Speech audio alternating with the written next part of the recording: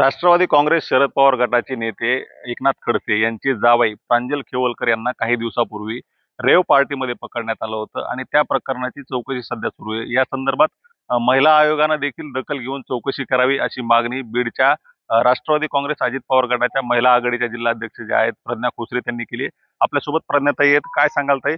काय नेमकं हे सगळं प्रकरण आहे? तुम्ही तक्रार केली या संदर्भात?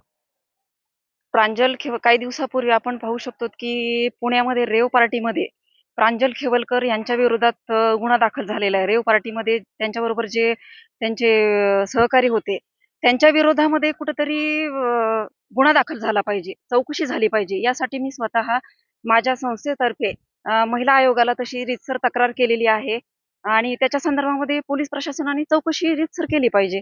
एवढंच आमचं मागणं आहे. काय नेमके मुद्दे आहेत तुमच्या तक्रारीचे? कारण या संदर्भात तर पोलिसांनी चौकशी केली, गुन्हा दाखल केला, त्यांना अटक देखील झाली आहे आणि ही सगळी कायदेशीर प्रक्रिया सुरू आहे. परंतु तुम्ही वेगळी काय अशी मागणी केली आहे महिला आयोगाकडे? मी स्वतः महाराष्ट्र राज्य बालहक्क संरक्षण आयोगाची सदस्य म्हणून काम केलेलं आहे. यामध्ये बरेचसे पालक आमच्याकडे तक्रार देतात, की तिथं आमचे कॉलेजला मुलं शिकायला जातात, मुली शिकायला जातात आणि अशा प्रकारे जर रेव पार्टी होत असेल, तर आमच्या मुलांवर, आमच्या मुलींवर काय विपरीत परिणाम होतील आणि त्याच्या संदर्भामध्ये मला फोन कॉलद्वारे असेल, मला स्वतः प्रत्यक्ष भेटून जे पालक भेटतात, हे कुठेतरी थांबलं पाहिजे आणि त्यांची मागणी करून मी महिला आयोगाला तसं रीतसर म्हणजे मेल केलेला आहे आणि त्याची दखल घेतलीच पाहिजे. या संदर्भामध्ये जर अंमली पदार्थ सापडले असतील किंवा नशेचे पदार्थ सापडले असतील, नशेच्या गोळ्या सापडल्या त्याच्यामध्ये, तर या संदर्भामध्ये सखोल चौकशी झाली पाहिजे.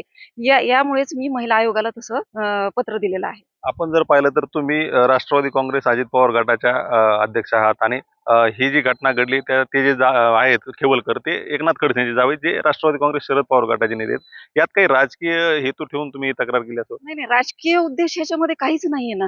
ह्याच्यामध्ये काय माहितीये का, जेव्हा आमच्याकडे पालक तक्रार घेऊन येतात, तेव्हा आम्हालाही वाटतं ना कुठेतरी हे असं कुठं थांबलं पाहिजे आणि हे थांबण्यासाठी स्वतः मी महाराष्ट्र राज्य महिला आयोगाला तक्रार केलेली आहे आणि त्यानुसार त्यांनी आयुक्तालयाला त्यांनी तसं लेटरही पाठवलेलं आहे आणि सखोल चौकशी झाली पाहिजे. पोलीस प्रशासन तर त्यांचं उत्तम काम करत आहेत. त्याबद्दल आम्हाला खेद नाही. पण सखोल चौकशी झाली याच्यामध्ये काय आता 28 वेळेस त्यांनी तिथे रूम बुक केलेल्या आहेत. याच्यामध्ये तुम्ही प्रसार माध्यमाला मी सांगू इच्छिते, की अजूनही जास्त वेळ तिथं केलेल्या असतील. तुम्ही प्रसार माध्यमातून तुम्ही जाऊन बघा, की किती वेळेस त्यांनी केलेलं आहे आणि तिथे आपण तस्करी हा आता 3 ऑगस्टला आपण तस्करी विरोधात हा आपण केलेला आहे दिवस. तर त्या संदर्भामध्ये तिथं आढळलेल्या ज्या महिला आहेत, ह्या परदेशातल्या किंवा परप्रांतीय आहेत, असं आम्हाला प्रसार माध्यमातून लक्षात आलं.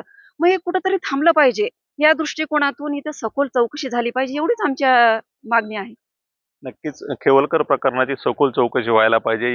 यापेक्षा काही आणखी वेगळं काही घडलंय का हे देखील समोर आलं पाहिजे अशीच मागणी आता प्रज्ञाताई खोसरे यांनी केली. आता यावर महिला आयोग असेल, पोलीस असेल कशा पद्धतीने तपास करतात आणि या पाठीमागचं आणखी काही सत्य बाहेर येतं का हे पाहणं महत्त्वाचं ठरणार आहे. उदय नागरगोजे, पुढारी न्यूज, बीड.